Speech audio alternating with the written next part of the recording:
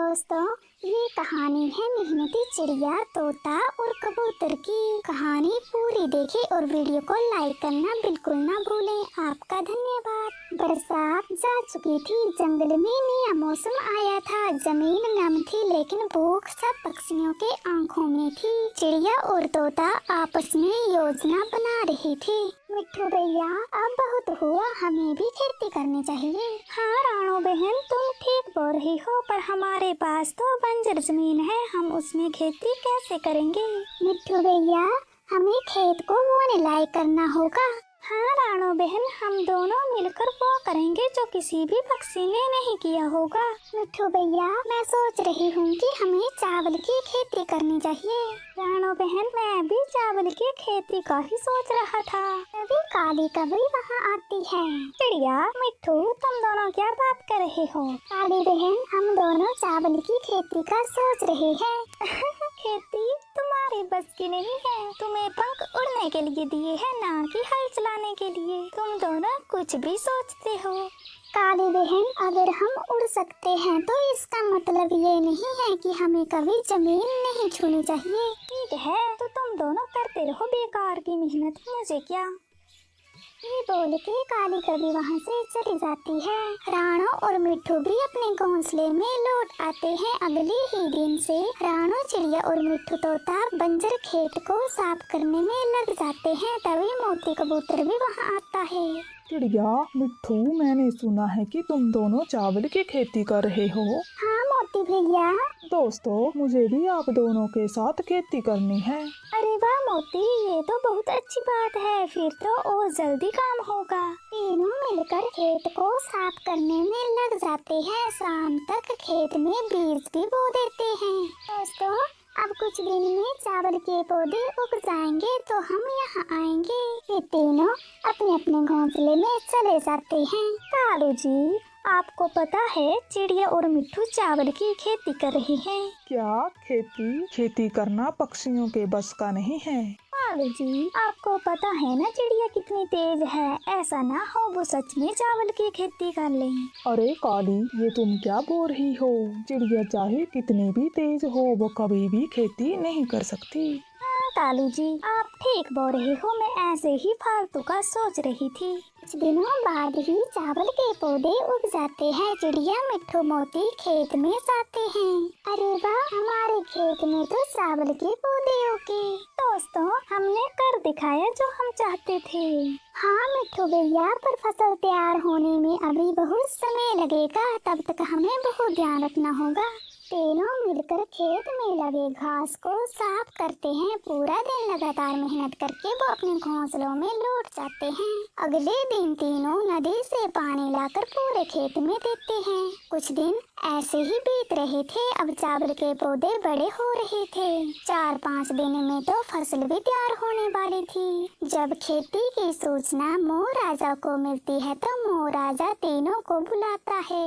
पक्षियों, तुम तीनों ने तो वो कर दिखाया जो किसी भी पक्षी ने कभी सोचा नहीं था। मैं तुम तीनों से बहुत प्रसन्न हूँ। तुमने हमारे जंगल का नाम रोशन कर दिया। धन्यवाद राजा जी, अगर हम ऐसे ही कोशिश करें तो हम बड़े से बड़ा काम कर सकते हैं। मोर राजा खेती से बहुत प्रसन्न था। दूर बैठी काली कभी सब देख रही थी। अरे, इन्होंने तो सच में चावल की खेती कर ली। ये पिद्दी भर की चिड़िया तो बहुत तेज निकली। मैं कालू जी को बोलती हूँ, वो तो बड़े बोल रहे थे कि ये कुछ ना कर पाएंगे।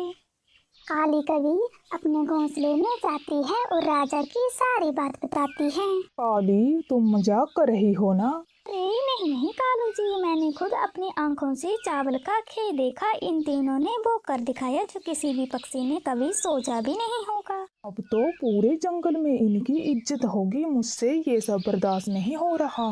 कालू जी, ऐसा कुछ नहीं होगा, फिर तो हमें कोई पूछेगा भी नहीं। हम इनका खेत ही उजाड़ देंगे, फिर ना रहेंगे पौधे और ना रहेंगी इनकी इज्जत। हाँ काली, हमें ये काम जल्दी करना होगा। कुछ दिनों में फसल तैयार हो जाएगी। रात होते ही कौवे खेत जाते हैं और कुछ पौधे उखाड़ के फेंक देते हैं। कालू जी, उससे पहले कोई हमें देख ले, हमें यहाँ से चले जाना चाहिए। बाकी का आधा खेत हम कल उजाड़ेंगे। अगले ही दिन जब चिड़िया मिट्ठू मोती खेत में इकट्ठा होते हैं तो अपने चावल के पौधों को ऐसे पड़े देख बहुत दुखी होते हैं।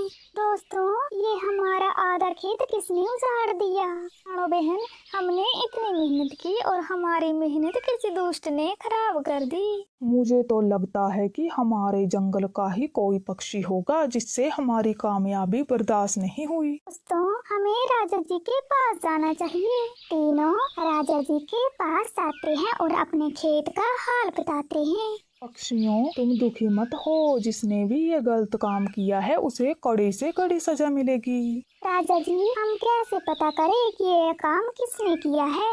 पक्षियों, मुझे लगता है अभी तुम्हारा आधा खेत खराब किया है। क्या पता आज रात को वो फिर से तुम्हारे खेत में आए। आज रात तुम तीनों अपने खेत के पास छुपकर नजर रखना। ठीक है राजा जी, हम ऐसे ही करेंगे। रात होते ही चिड़िया, तोता, कबूतर खेत की निगरानी करते हैं। थोड़ी देर बाद ही कौवे खेत में आते हैं। चलो कालू जी, अब बाकी की फसल खराब करते हैं। तभी तीनों खेत में आ जाते हैं। तुम सब यहाँ? मैं और कालू जी तो बस घूमने आए थे। दुष्ट कौवों, तुम दोनों ने हमारे खेत को उजाड़ा, इसकी सजा तो तुम्हें राजा जी खुद देंगे।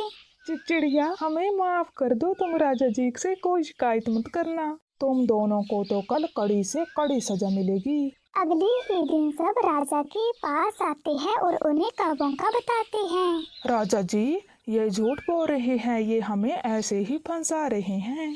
वो कल मैंने ही इन पक्षियों को खेत की निगरानी करने के लिए बोला था। माफ कीजिए राजा जी, ये मेरी पत्नी काली का उपाय था। आप इसे सजा दे दो और मुझे जाने दें। कालू जी, आप ऐसा क्यों बोल रहे हो? आप बहुत बुरे हो। फिर मोर राजा 1 महीने तक कौवों को अंधेरी गुफा में बंद कर देता है। प्यारे दोस्तों, मेहनत तब तक नहीं हारती जब तक उसे सच्चाई का साथ मिले। दोस्तों, वीडियो को लाइक करना बिल्कुल ना भूलें। आपका धन्यवाद। और आप भी चिड़िया, तोते और कबूतर की तरह मेहनती हो तो कमेंट में आई लव वर्ड्स लिख दें।